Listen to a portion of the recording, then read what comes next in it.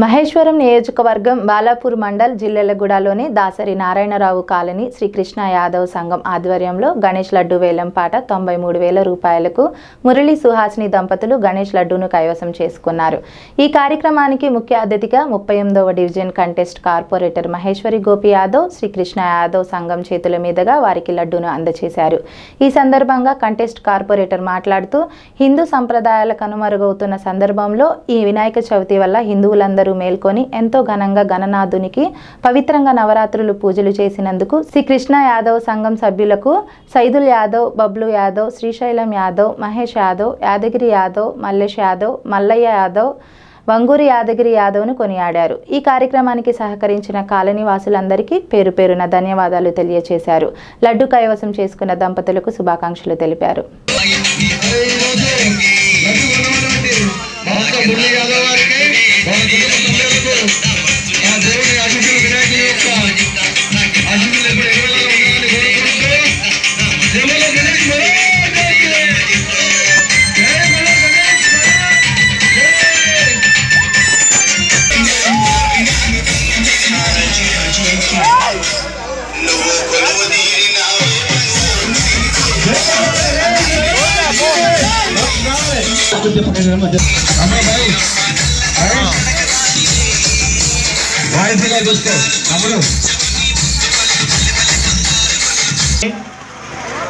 శ్రీకృష్ణ యాదవ్ సంఘం ఆధ్వర్యంలో మరి ఈరోజు వినాయక నిమజ్జన కార్యక్రమం మరి ఎంతో వైభవంగా జరుగుతుంది.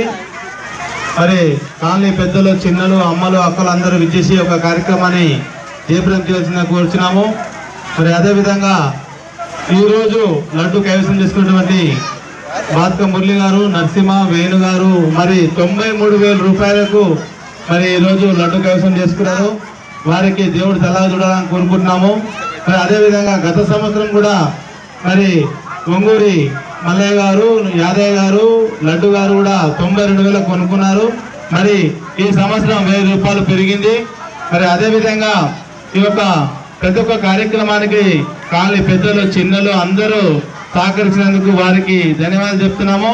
మరి అన్నదాన కార్యక్రమాన్ని కూడా ప్రతి ఒక్కరు కూడా సహకరించారు, వారికి కూడా ధన్యవాదాలు చెప్తున్నాము.